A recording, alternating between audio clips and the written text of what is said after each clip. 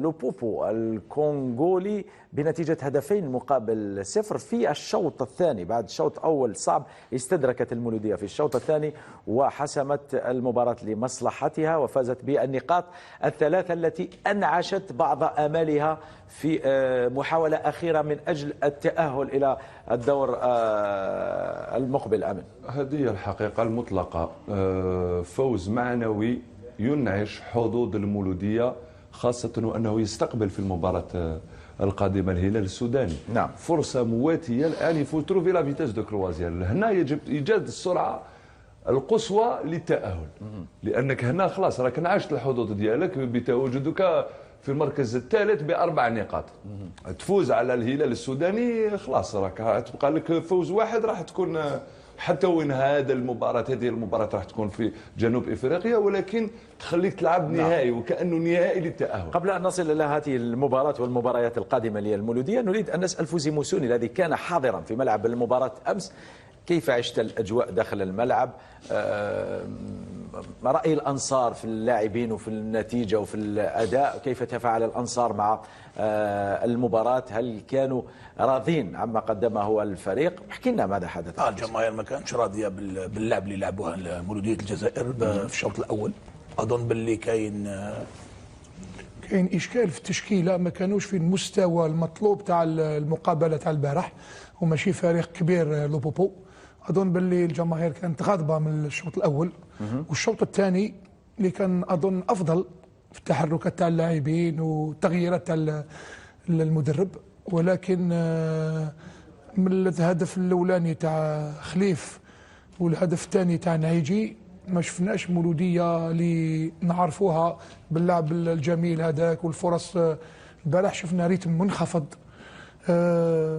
لاعبين لعبوا على حسب واش شفت انايا، كانت ضغوطات كبيره، لاعبين كانوا متخوفين، ولكن ما يسمحلكش باش تقوم باللعب هكذاك. لازم تطلع المستوى ديالك خاصه في كاس افريقيا، وفي المستوى هذا لازم تكون في احسن مستواك البدني والتقني والتكتيكي باش نعم كما يقول لك الجماهير ديالك تكون فرحانه بك، خاصه كي تكون تلعب في مولوديه الجزائر. الأنصار كانوا غاضبين على اللاعبين، كانوا غاضبين على مستوى تاع بعض اللاعبين اللي ما كانوش في مستوى تطلعات الجماهير. وانت كيف شاهدت المباراه؟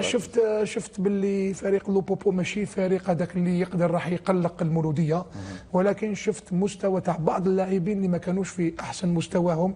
تضييع الكرات. فوزي قول لي مثلا. ما شفنا الهجوم غايب وسط ميدان، تشوف غير بن خماسه وهذاك بالك شويه هذاك اللي جابوه مهران واسمه هذاك رقم 10 هذاك بوخلده اللي يضيع بزاف كرات. تضييع الكرات، كانوا تضييع بزاف الكرات كما يقول لك احنا بالعاميه كي نقولوا ديشي بزاف. الكره ما نمدهاش للزميل في الوقت المناسب، في كما يقول لك في لو بون تيمبو تاع لاكسيون وين كاين. ومن بعد شفنا باللي في الشوط الثاني كي سجلوا الهدف اللي عاودت ولات الثقه وزادوا قدروا يسجلوا الهدف الثاني. وكان في لقاء اللي كان سهل البارح تقدر تخرج في تعادل. نعم، تصريحك في الحلقه الماضيه لما قلت الهلال السوداني يمتلك لاعبين افضل من المولوديه اشعل مواقع التواصل الاجتماعي يا فوزي. لا انا نهضر الحقيقه. انا ما نتبعش مواقع التواصل الاجتماعي. نعم. اللي عنده اللي كي نكونوا نهضروا في الجزائر باللي مستوى اللاعبين ولا مستوى البطوله ما تقدرش تقارنها بلا ليغ دي شامبيون ولا البطوله الافريقيه تاع تشامبيونز ليغ. نعم. ماشي موسوني يهضر في الهواء.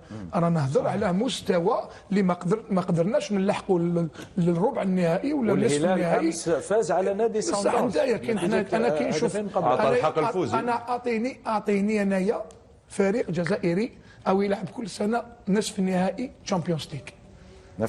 ما فيش. وكيفاش تكون انت افضل من الفرق اللي تلعب نصف النهائي والنهائي كل عام؟ نعم. امين، مولوديه الجزائر ترفض الاقصاء المبكر وتتشبث بامل التاهل الى الدور ربع النهائي، رغم انها ضيعت نقاط كانت في المتناول. الخساره في الكونغو امام لوبوبو، والخساره اول مباراه في ملعب محايد امام الهلال السوداني. 6 نقاط كامله. نعم. شوف محمد، احنا نتمناو بالعاطفه نتمناو ان يتاهل فريق مولوديه الجزائر. نعم. ولكن لما نعود الى ارض الواقع المستوى كارثي، وهذا ماشي غير مولوديه الجزائر، كل الأندية الجزائرية لا تملك حاليا مستوى يؤهلها للتنافس في القارة الإفريقية، خصوصا في رابطة أبطال إفريقيا.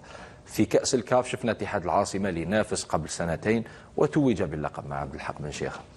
أما رابطة أبطال إفريقيا فهذا أمر آخر وحكاية أخرى، يجب عليك أن ترفع المستوى، والجميع يعلم الوضعية الكارثية التي تعيشها البطولة الجزائرية. ما تقدرش تنافس في إفريقيا، تنافس نادي مثل الأهلي ولا نادي مثل ماميلودي سان داونز وانت ما عندكش منشآت، ما عندكش مراكز تكوين، ما راكش تكون لاعبين، بلا ما ندخلوا في أمور أخرى تاع تبديد أموال عامة. الأموال كيفاش راهم يروحوا في الأندية راسك يحبس محمد. نعم. راسك يحبس تسمع المبالغ الباهظة كيفاش راهي تروح منه كيفاش لاعبين يدوا أموال كبيرة جدا وما يقدموا والو وما يلعبوش وما يقدموش مستويات حتى تأهلهم أنهم يلعبوا في البطولة الوطنية في الدرجة الأولى.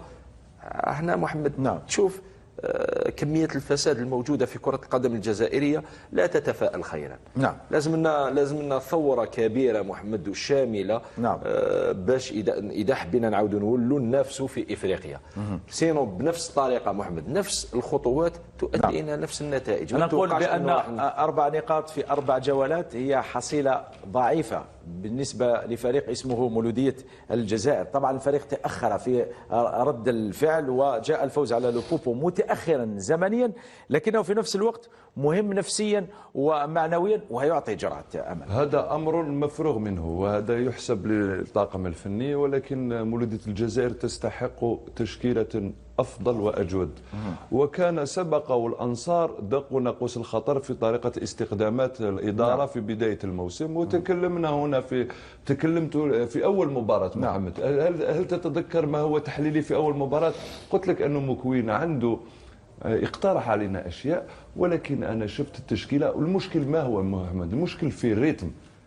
البطولة الجزائرية ما فيهاش الريتم.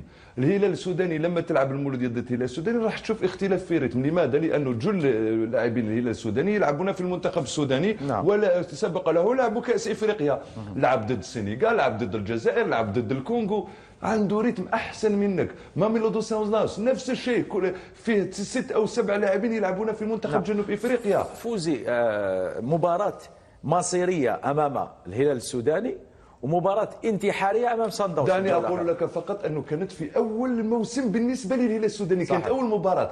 أنا تكلمت لك وقلت لك في أول مباراة يجب أن نستغل فرصة بداية الموسم بالنسبة للهلال. المولودية كانت لعبة 10 مباريات كاملة.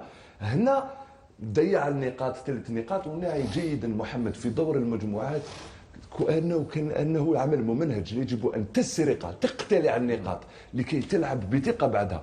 انصار مولودية الجزائر انا تقول لي غير راضين على التشكيله، انا نقول لك غير راضين على الاداره في المستطيل الاخضر، لانه في بدايه الموسم شافوا بأن التشكيله لا تليق بسمعه المولوديه. لا يوجد مهاجم راس حربه ابار بايزيد، ولو انه بايزيد بالنسبه لي لاعب 9.5، لاعب رواق، ليس راس حربه الذي ياتي بالفريق الى الامام، مستحيل بايزيد. ولو انه انا بكل احترام للاعبين احترم اللاعبين، ولكن ليسوا بمستوى رابطه ابطال افريقيا. انت لازم لك لاعبين بدنيا جاهزين، تقنيا جاهزين، وتكتيكيا. محمد انت ضد الهلال ان لم تكن بدنيا جيد وتكتيكيا جيد لا يمكنك ان